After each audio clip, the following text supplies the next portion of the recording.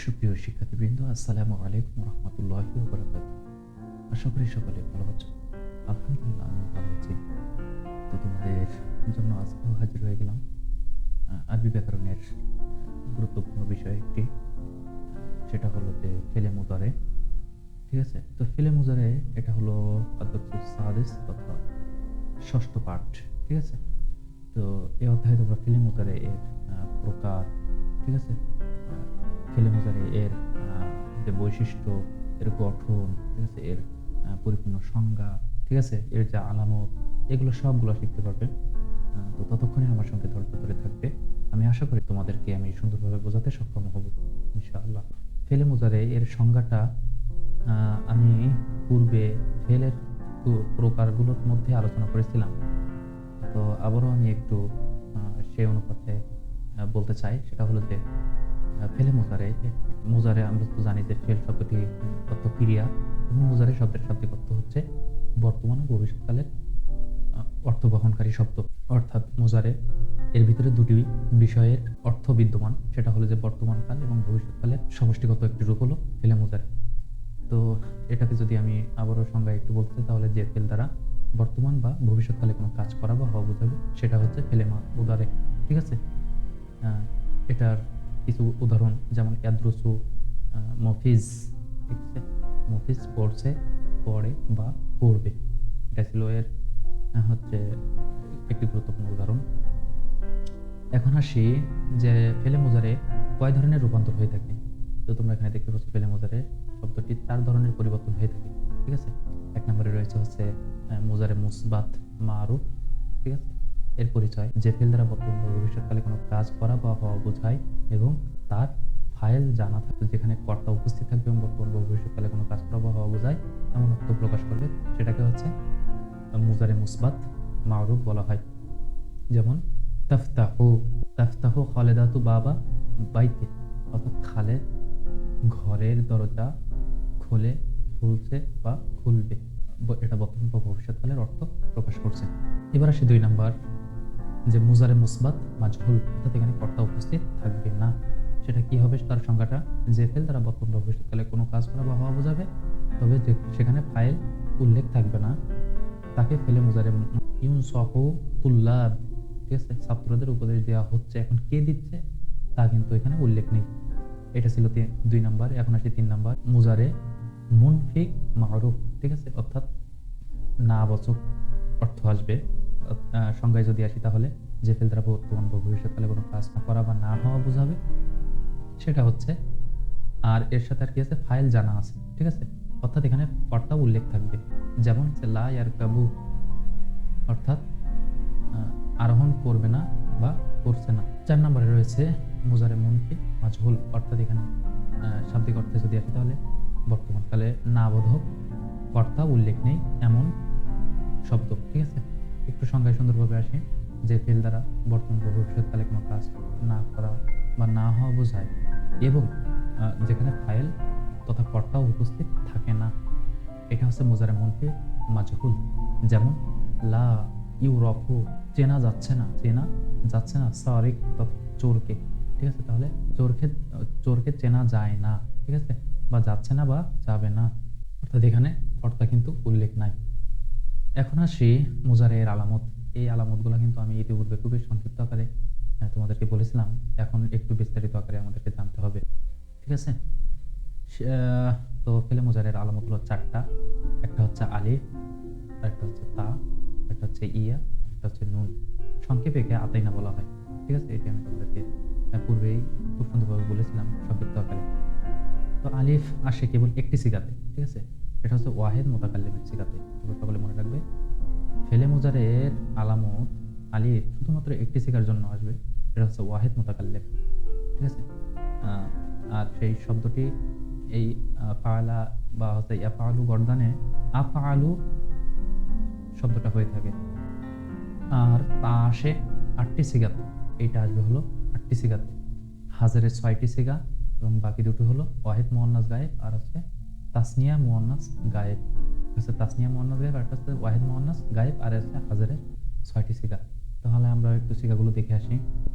এখান থেকে শুরু হয়েছে ওয়াহিদ মুজাক্কার হাজের, দেখো এখানে শুরুতে তা আছে, তাসনিয়া মুজাক্কার হাজের এখানে শুরুতে তা আছে, আর হচ্ছে জুমা মুজাক্কার হাজের এখানেও শুরুতে তা আছে, আরেকটা কি আছে ওয়াহিদ মুয়ান্নাস হাজের এখানেও শুরুতে তা আছে, তাসনিয়া মুয়ান্নাস হাজের এখানেও শুরুতে তা আছে, জুমা মুয়ান্নাস হাজের এখানেও শুরুতে তা আছে। তো হাজেরের এই ৬টি সিগার শুরুতে তা থাকবে, ঠিক আছে। আর যে ২টি সিগা অবশিষ্ট বাকি আছে সেটা হচ্ছে ওয়াহিদ মুয়ান্নাস গায়েব, এটা হচ্ছে তাসনিয়া মুয়ান্নাস গায়েব। তো ওয়াহিদ মুয়ান্নাস গায়েব এটা তোমাদেরকে একটু দেখিয়ে দেই। এই যে ওয়াহিদ মুয়ান্নাস গায়েব এখানে দেখো তা আছে, আর হচ্ছে তাসনিয়া মুয়ান্নাস গায়েব এখানেও তা আছে। নুন আসে মাত্র একটি সিগা শুরুতে, সেটা হচ্ছে জুমা মুতাকাল্লিমের সিগা, অর্থাৎ সর্বশেষ যে সিগাটি থাকবে। এই যে জুমা মুতাকাল্লিম দেখো এখানে শুরুতেই নুন আছে, তো এই নুনটা শুধুমাত্র একটি সিগার জন্য। আর আলিফটা হলো শুধুমাত্র এই যে ওয়াহিদ মুতাকাল্লিম এর জন্য, ঠিক আছে। দেখো যেমন এখানে যে শুরুতে আলিফ বসে গেছে, অর্থাৎ আলিফ আর নুন মাত্র একটি সিগার জন্য, তা হলো ৮টি সিগার জন্য, অর্থাৎ হাজারের ৬টি এবং গায়েবের ২টি, ওয়াহিদ মুয়ান্নাস গায়েব এবং তাসনিয়া মুয়ান্নাস গায়েব। আর ইয়া আসে মাত্র ৪টি সিগাতে, ঠিক আছে। ৪টি সিগা শুরুতে ইয়া আসে। আমরা একটু দেখে নিই সেই ৪টা কি জিনিস। একটা হচ্ছে ওয়াহিদ মুজাক্কার গায়েব, আরেকটা আছে হলো তাসনিয়া মুজাক্কার গায়েব, আরেকটা আছে জুমা মুজাক্কার গায়েব, ঠিক আছে। আরেকটা আছে হলো জুমা মুয়ান্নাস গায়েব। এই ৪টা সিগা শুরুতে হচ্ছে ইয়া আসে। এই ছিল আলামত এবং তার স্থান, বসার স্থান। এখন আমরা জানবো হলো যে হচ্ছে ফেলে মুজারে এর বৈশিষ্ট্য, ঠিক আছে। ফেলে মুজারে এর শেষের ৫ সিগা হতে পেশ হবে। সেই ৫টা সিগা শুরুতে এই একটা করে উদাহরণ এখানে দেওয়া আছে। যেমন হচ্ছে ইয়াফআলু, ঠিক আছে। তারপর হচ্ছে তাফআলু, তারপর তাফআলু, আর হচ্ছে আফআলু আর নাফআলু। তো আমরা একটু সেই ৫টা সিগা এখানে একটু দেখে নিই। দেখো একটা হচ্ছে আফআলু অর্থাৎ ওয়াহিদ মুজাক্কার গায়েব, ঠিক আছে। আরেকটা কোথায় আছে এই যে তাফআলু অর্থাৎ ওয়াহিদ মুয়ান্নাস গায়েব, ঠিক আছে। আর একটা হচ্ছে তাফআলু অর্থাৎ ওয়াহিদ মুজাক্কার হাজের, ঠিক আছে। আরেকটা হচ্ছে আফআলু অর্থাৎ ওয়াহিদ মুতাকাল্লিম, আরেকটা হচ্ছে নাফআলু জুমা মুতাকাল্লিম। তো এই ৫টা সিগার শেষে পেশ দেয় এর প্রধান বৈশিষ্ট্য। ৭টি সিগার শেষে পেশের পরিবর্তে নুনে ইরাব যোগ হয়। সেই ৭টি সিগা আমরা এখানে একটু দেখে নেব, ঠিক আছে। তাসনিয়া মুজাক্কার গায়েব, ঠিক আছে। তাসনিয়া মুজাক্কার গায়েব, এই যে ২ নম্বর সিগা, ঠিক আছে। এখানে শেষে নুনে ইরাব যোগ হয়েছে। আরেকটা হলো তাসনিয়া মুয়ান্নাস গায়েব, ঠিক আছে। ২টা গায়েবের তাসনিয়া, এই যে তাসনিয়া মুয়ান্নাস গায়েব, এখানেও দেখো নুনে ইরাব যোগ হয়েছে। আরেকটা হলো জুমা মুজাক্কার গায়েব, ঠিক আছে। জুমা মুজাক্কার গায়েব, অর্থাৎ এখানে জুমা মুজাক্কার গায়েব, দেখো এখানে হচ্ছে নুনে ইরাব যোগ হয়েছে। আরেকটা হলো তাসনিয়া মুজাক্কার হাজের, ঠিক আছে।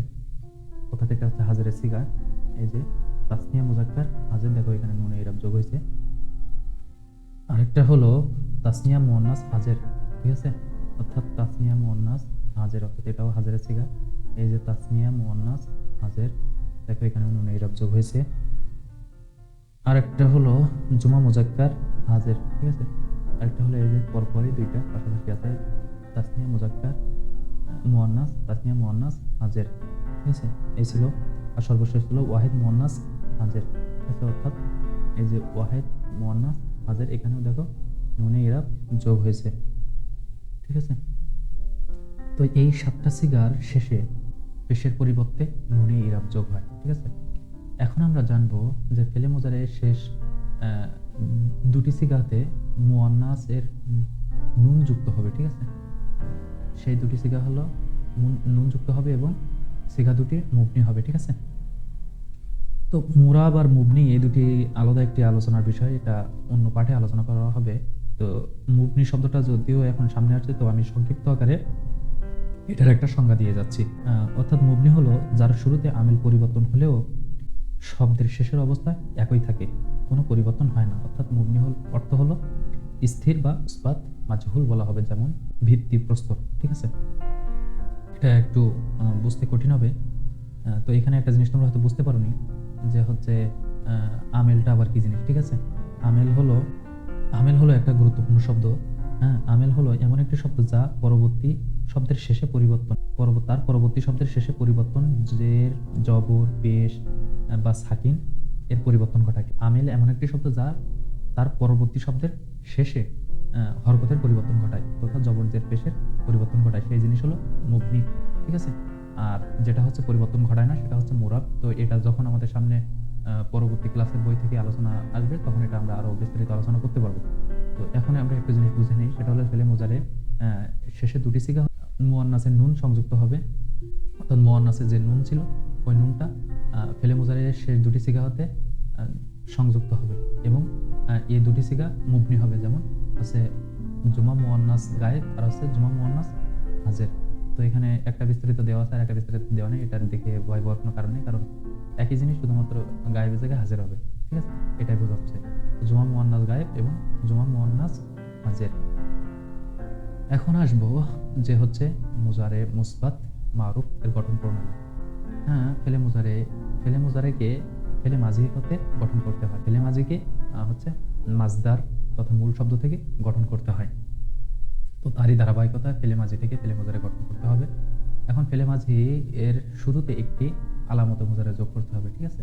আলামতে মুজারে আমরা যে একটু আগে যে বিস্তারিত দেখলাম ওগুলো আলিফ তা ইয়া নুন প্রয়োজন পদে যোগ করতে হবে, যে কোনো একটি যেটা প্রয়োজন হবে, এবং প্রথম তথা ফা কালিমাতে সাকিন করতে হবে আর লাম কালিমাতে পেশ দিলেই ফেলে মুজারে গঠন হয়ে যাবে, ঠিক আছে? আর আইন কালিমাতে বাব অনুসারে জবরদের পেশ যুক্ত করতে হবে। এটা আমরা এই লাইনটা আমরা কিন্তু হচ্ছে ফেলে মাঝির সিগা গঠনে দেখছিলাম যে আইন কালিমা সর্বদা বাব অনুসারে জবরদের পেশ হবে, যেমন ফাআলা থেকে ইয়াফআলু। ফাআলা এর শুরুতে হচ্ছে একটি আলামতে মুজারে যোগ করতে হবে, সেটা হচ্ছে ইয়া। আর আচ্ছা, ইয়া কেন যোগ করতে হবে এটারও প্রশ্ন আছে। তো ওখানে ইয়া কিন্তু তোমাদের ব্যবহার বলে দিছে, ঠিক আছে? তো ইয়াটা কয় জায়গায় বসতে পারে, ঠিক আছে? ইয়াটা মূলত তার সিগার শুরুতে বসতে পারে, ঠিক আছে? যথা মুজাক্কার গায়েব অর্থাৎ ওয়াহিদ মুজাক্কার গায়েব, এবং হচ্ছে গায়েবের যে প্রথম তিনটা তাসনিয়া মুজাক্কার গায়েব আর হচ্ছে জুমা মুজাক্কার গায়েব, ঠিক আছে? এই তিনটা সিগা, আর বাকি একটি সিগা হলো জুমা মুয়ান্নাস গায়েব, ঠিক আছে? যেহেতু আমি এখানে এই যে ওয়াহিদ মুজাক্কার গায়েবের সিগা গঠন করছি, ঠিক আছে? তাই হলো এখানে ইয়া যোগ করতে হচ্ছে। আশা করি তোমরা পরিষ্কারভাবে বুঝতে পেরেছো, ঠিক আছে? তাহলে তার পরবর্তী ফা কালিমা তথা এই যে এখানে প্রথম যে অক্ষরটা আছে এখানে সাকিন করতে হবে, তাই এখানে সাকিন করা হয়েছে, এবং আইন কালিমাতে বাব অনুসারে জবরজের পেশ দিতে হবে। তো ফাআলা নিজেই একটা বাব, তো এর বাবের এখানে হচ্ছে আইন কালিমাতে জবর রয়েছে, তো জবর থেকে যাবে আর শেষ অক্ষরে তথা লাম কালিমাতে পেশ দিতে হবে, তাই এখানে পেশ করা হয়েছে। ফাআলা থেকে ইয়াফআলু, ফাতাহা থেকে ইয়াফতাহু। আর আরেকটা কি এখানে বইতে একটা শব্দ আছে সেটা হচ্ছে কতালা থেকে ইয়াকতুলু। তো কতালা এর বাব অন্য একটি, যার কারণে এখানে তাই পেশ হয়েছে, ঠিক আছে? আরো একটি আছে নাসারা থেকে ইয়ানসুরু। তো এখানে ওই গঠন অনুসারে এখানে বেশ কিছু গড়দান উল্লেখ করা হয়েছে। পূর্বের যে গড়দানটি আমরা দেখছিলাম সেটা হচ্ছে ফেলে মুজারে মুসবাত লিল মারুফ, ঠিক আছে? আর একটা হচ্ছে মাজহুল, এটা হচ্ছে আগে মুসবাত গঠন হয়েছে এবার মুনফি মারুফ, আর এটা হচ্ছে মুনফি মাজহুল, ঠিক আছে? অর্থাৎ আগের গুলোতে কর্তা উপস্থিত থাকবে এবং শেষের দুটিতে কর্তা অনুপস্থিত থাকবে। এই ছিল এই অধ্যায়ের আলোচনা। তো আশা করি তোমরা এই অধ্যায়টা পরিষ্কারভাবে বুঝতে পেরেছো। এতক্ষণ সাথে থাকার জন্য অসংখ্য ধন্যবাদ। গতকালকের ক্লাসটি যারা করতে পারোনি তারা ডিসক্রিপশন বক্স থেকে লিঙ্কে ক্লিক করে গতকালকের ক্লাসটি দেখে নেবে। তো আগামীকালকের ক্লাসের জন্য সকলে প্রস্তুত থাকবে। আজকের ক্লাস এখানেই সমাপ্ত করছি। আল্লাহ হাফেজ।